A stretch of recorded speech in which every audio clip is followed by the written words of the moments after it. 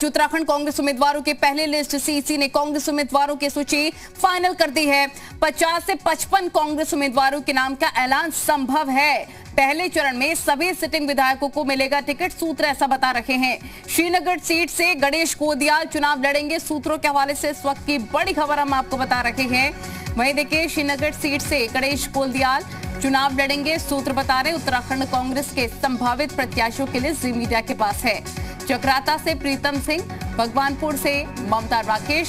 सूत्रों के हवाले से ये सब बड़ी खबर आपको बता रहे हैं। केदारनाथ से मनोज रावत, धारचूला से हरीश धामी और साथ ही बागेश्वर से गोविंद कुंजवाल, बद्रीनाथ से राजेंद्र भंडारी चुनाव लड़ेंगे। सूत्रों के हवाले से ये बड़ी खबर है और संभावित लिस्ट है। गंगोत्री से विजय पाल सचवाड़, सहसपुर से आयेंद्र शर्मा और देखिए विकास नगर से नवप्रभात, राजपुर सीट से राजकुमार और हरक सिंह के बहू अनुकृति गोसाई को मिलेगा टिकट। सूत्र ये भी बता रहे हैं। कोटद्वार सीट से सुरेंद्र सिंह नेगी, यमकेश्वर से शैलेंद्र रावत, धर्मपुर से दिनेश अग्रवाल, रायपुर सीट से हीरा सिंह बिष्ट। सूत्रों के हवाले से तमाम बड़ी जानकारी आपको दे रहे हैं।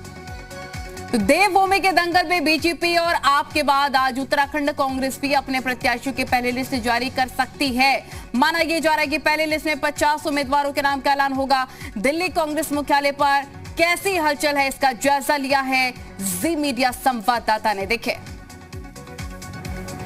उत्तराखंड के विधानसभा चुनाव को लेकर कांग्रेस पार्टी आज अपने पत्ते को खोलने जा रही है, यानी कि प्रत्याशियों के नामों की सूची जारी करने जा रही है। जो अभी तक की जानकारी मिली है उसके मुताबिक कांग्रेस पार्टी तकरीबन 50 सीटों पर आज अपने प्रत्याशियों के नामों की घोषणा करेगी। सबसे महत्वपूर्ण बात यह है कि पिछले एक हफ्ते से लगातार अखिल भारतीय कांग्रेस कमेटी के इसी कार्यालय में कांग्रेस पार्टी के सीनियर लीडर लगातार विचार मंथन करते रहे। पूर्व मुख्यमंत्री हरीश रावत और कांग्रेस पार्टी के प्रदेश अध्यक्ष गणेश गोदियाल, नेता प्रतिपक्ष प्रीतम सिंह के साथ पार्टी के जो दूसरे सीनियर लीडर्स हैं उनके साथ विचार मंथन हुआ है और अब कांग्रेस पार्टी अपने प्रत्याशियों के नामों की सूची को जारी करने जा रही है।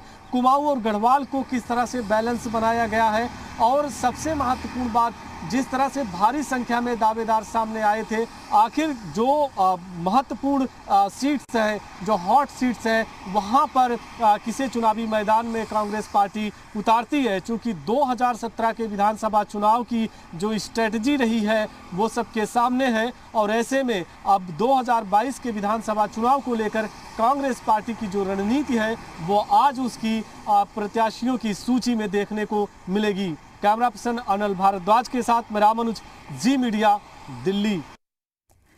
देहरादून से कुलदीप हमारे रिपोर्टर तमाम जानकारी के साथ जुड़ गए। इसके साथ दिल्ली से रामानुज हमारे रिपोर्टर तमाम जानकारी के साथ जुड़ गया। सबसे पहले रामानुज, आपका ही रुख कर लेते हैं, किस तरह की हलचल, अपडेट क्या है फिलहाल फर्स्ट लिस्ट को लेकर कांग्रेस के?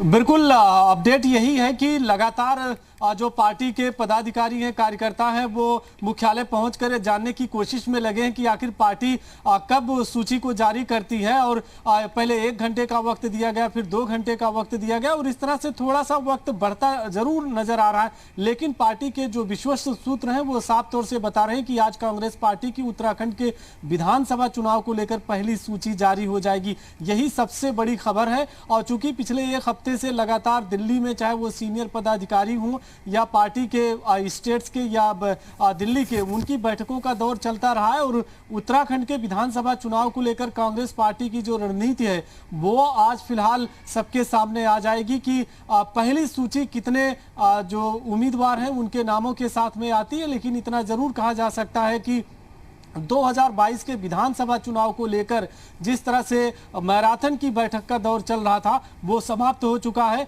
अब सूची आने का इंतजार किया जा रहा है। जी कुलदीप का भी रुख कर लेते हैं। कुलदीप, क्योंकि संभावित लिस्ट कौन कौन उम्मीदवार हो सकते हैं ये भी जी मीडिया लगातार बता रहा है, बड़े नाम कौन कौन से हो सकते हैं? देखिए, सबसे बड़ा नाम तो प्रदेश अध्यक्ष कांग्रेस के हैं और वो श्रीनगर सीट से पहले भी चुनाव लड़े हैं, वहीं से उनका नाम सामने आ रहा है। नेता प्रतिपक्ष प्रीतम सिंह चक्राता सीट का प्रतिनिधित्व वो करते आ रहे हैं लंबे समय से, तो उनका टिकट वहीं से रहेगा। ये भी चर्चाएं हैं कि हरीश रावत भी चुनाव मैदान में उतर सकते हैं, और जो सोर्सेज बता रहे हैं वो इशारा कर रहे हैं रामनगर सीट का। अब से कुछ ही देर के बाद जब आज कांग्रेस की लिस्ट सामने आएगी तो तस्वीर पूरी तरीके से साफ हो जाएगी। लेकिन जो बड़े दिग्गज डीडी हाट को लेकर भी क्या चर्चा है? देखिए, ये जरूर सामने आया था कि डीडी हाट में भी, क्योंकि कुछ दिनों पहले जिस तरीके से लगातार ये बातें सामने आ रही थी, डीडी हाट को लेकर हरीश रावत का इंटरेस्ट भी नजर आ रहा था। लेकिन जो सोर्सेज बता रहे हैं कि उनका ज्यादा जो इंटरेस्ट है वो रामनगर सीट पर है। तो ये देखना होगा कि जब सूची जारी होती है वो कहां से चुनाव मैदान में उतरते हैं। लेकिन इतना जरूर रहा कि प्रदेश के जो भी वरिष्ठ नेता है कांग्रेस के, वो उन्हीं सीटों से चुनाव लड़ेंगे जिन सीटों का वो प्रतिनिधित्व पहले भी करते हैं। हालांकि जो सिटिंग विधायक है, सिटिंग अपनी सीटों से ही चुनाव लड़ेंगे। तो ऐसे में अभी जब लिस्ट आएगी और तस्वीर साफ होगी, तकरीबन 50 के आसपास जो नाम है वो बताया जा रहा है कि जिनकी घोषणा पहली सूची में कर दी जाएगी।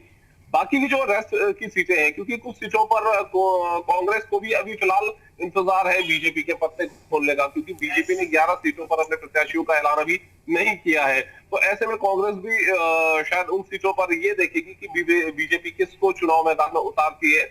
लेकिन ज्यादातर जो सीटें हैं जिन पर कि इतने दिनों से मंथन चला आ रहा था दिल्ली में, उन पर स्थिति साफ हो चुकी है और आज उन पर ऐलान भी कांग्रेस करने जा रही है। जी बिल्कुल। और कुलदीप, क्या क्योंकि देखिए 476 आवेदन आए हैं अब तक, जो कांग्रेस ने आवेदन मांगे थे कि कौन कौन से इच्छुक लोग हैं, कौन कौन टिकट चाहते हैं, तो 476 नाम सामने आए थे।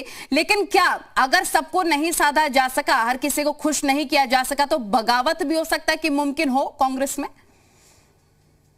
देखिए, इस बात में कोई दो राय नहीं कि इस तरह की स्थिति कांग्रेस के सामने पैदा हो सकती है। हर सीट पर कई दावेदार है, हर दावेदार चाहता है कि उसे उम्मीदवार बनाया जाए, लेकिन यह संभव नहीं है।